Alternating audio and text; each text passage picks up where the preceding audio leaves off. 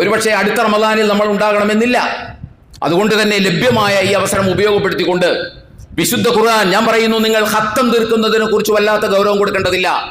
നിങ്ങളൊരു 10 ജുസേ വായിച്ചുള്ളൂ എങ്കിലും ആ 10 ജുസ് ഓതി അർത്ഥത്തോടു കൂടി പോയാൽ അള്ളാഹു സുബ്ഹാനഹു വ തആലക്ക് ഏറ്റവും ഇഷ്ടപ്പെടുക അതായിരിക്കും. കാരണം അത്രയും ആശയം നമ്മൾ ഗ്രഹിക്കും.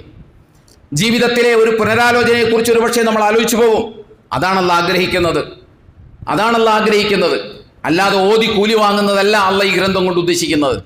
അതതിൻ്റെ കൂടെ ലഭിക്കുമെന്നേ ഉള്ളൂ. അടിസ്ഥാനപരമായിട്ട് ഇത് മനസ്സിലാക്കുക എന്നതാണ്. അതുകൊണ്ടാണ് മഹാനായ അലി റളിയല്ലാഹു തആല അൻഹു പറഞ്ഞത്, ലാ ഖൈറ ഫീ ഖിറാഅത്തിൻ, ഖിറാഅത്ത് നടത്തുന്നതിൽ ഒരർത്ഥവുമില്ല. ലൈസ ഫീഹാ തദബ്ബുർ, ചിന്തയില്ലാതെ ഖുർആൻ ഖിറാഅത്ത് നടത്തുന്നതിൽ ഒരു പുണ്യവുമില്ല എന്ന് പറഞ്ഞത് ഞാനല്ല, ഇവിടുത്തെ സംഘടനക്കാരനല്ല, മഹാനായ അലി ഇബ്നു അബീ ത്വാലിബ് റളിയല്ലാഹു തആല അൻഹു ആണ്. അദ്ദേഹം പറയുന്ന അറബികളോടാണ്. അദ്ദേഹം പറയുന്നത്, നിങ്ങൾ അർത്ഥസഹിതം വായിച്ചിട്ടും കാര്യമില്ല. നിങ്ങൾ ചിന്തിക്കുന്നില്ലെങ്കിൽ, അതിനകത്ത് ലൈസ ഫീഹാ തദബ്ബുർ ഇല്ലെങ്കിൽ, ചിന്തയില്ലെങ്കിൽ, തോട്ടില്ലെങ്കിൽ അതിന് യാതൊരു ഖൈറും ഇല്ല എന്നാണ് അലി റളിയല്ലാഹു അൻഹു പറയുന്നത്.